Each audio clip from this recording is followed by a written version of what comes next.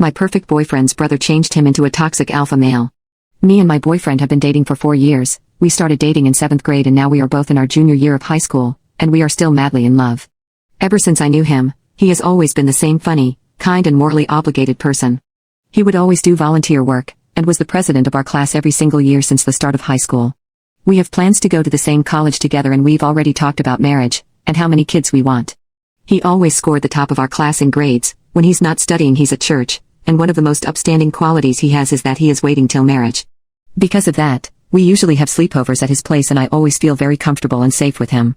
One thing to note is that my boyfriend doesn't have a father. He would usually look up to other people to get his influence and to build his character. Recently, his scumbag older brother just got out of juvie. Now, he is asking my boyfriend if he can stay with him. He told me about the situation and I was highly against it because I knew that his older brother was not a good influence. He was especially vulnerable to influence from older guys, due to his lack of a father figure.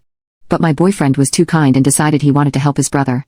However, neither of us knew that this would be one of the biggest mistakes of our life. The changes happened very slowly. I barely noticed them until one day in class he made a really peculiar joke about women. Usually he makes the whole class laugh, but this time only his buddies from the sports teams laughed.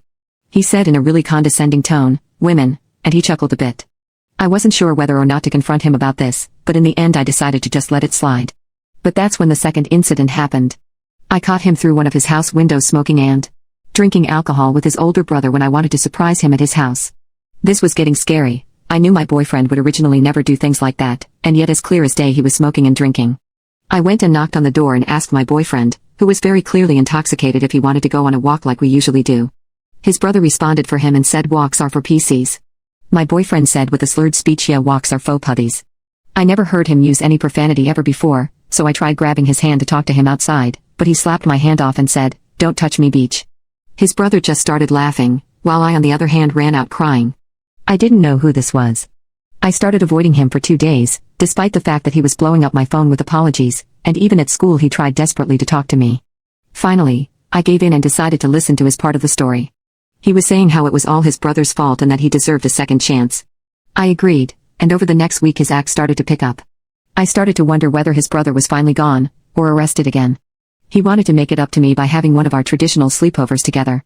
I wasn't opposed as we would do this very regularly, but something about this time felt different.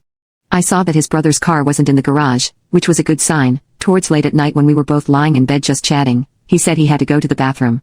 And I knew it was wrong, but I decided to go through his phone. I clicked on the chat between him and his brother, and I was horrified at what I saw. His brother's most recent message was, "Have you effed her yet?" To which he replied, "Not yet, but when she falls asleep it's game over." I heard his footsteps and just threw his phone down.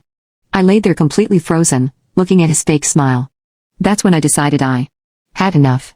I confronted him about everything that's happened, and he told me that he was just trying out new things and living his life. He then confessed to me that he didn't want to wait till marriage anymore and that he and were going to do it now. I obviously refused, but then he pulled down his pants and said, "You know you want this." That's when I kicked him in the nuts and ran off. He didn't even bother chasing after me. The following days at school were awful. My ex kept on saying those sexist jokes in class, and it was really awkward because a lot of the people, especially the girls that used to like him, just resented him. I decided to get my revenge. This all started with his delinquent brother, so I knew he had to go. I created a plan and it worked out. His older brother was busted for his underage alcohol usage, and they found some coke as well, bonus. So now my ex was all alone and he had no one, not me nor his pathetic brother. Bonus 2, I started dating a really nice guy. Although I don't like him as much as I did my ex, it's certainly a step up. He saw me with my new boyfriend and I instantly saw the jealousy in his eyes. I certainly wasn't expecting to see him on his knees sobbing for my forgiveness. But what happened next was crazy.